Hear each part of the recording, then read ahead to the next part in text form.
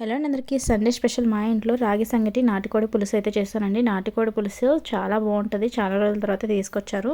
దీనికి ముందుగా మసాలా అయితే ప్రిపేర్ చేసుకున్నాం. పచ్చిమిర్చి, కొత్తిమీర, పుదీనా, అల్లం, వెల్లుల్లి వేసుకున్నాను. పచ్చి కొబ్బరి అయితే వేసుకొని మిక్సీ పట్టి పక్కన పెట్టేసుకున్నాను.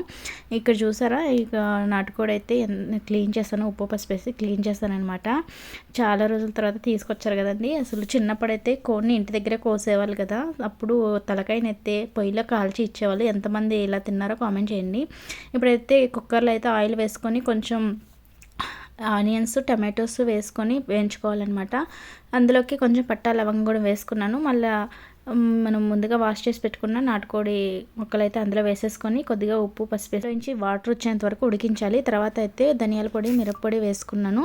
కొంచెం జీరా పౌడర్, పెప్పర్ పౌడర్ వేసుకొని గరం మసాలా పౌడర్ కొద్దిగా 1 టేబుల్ స్పూన్ అయితే వేసుకొని తగినంత నీళ్ళు వేసుకొని ఒక 3 విజిల్స్ అయితే పెట్టేశానండి. ముక్కలు అయితే చాలా బాగా ఉడికాయి అనమాట. టేస్ట్ కూడా చాలా బాగుందండి. లాస్ట్లో నిమ్మకాయ అయితే పిండేసుకొని రాగి అంగట్లోకి ముక్కలు వేసుకొని తింటుంటే సూపర్ ఉందండి.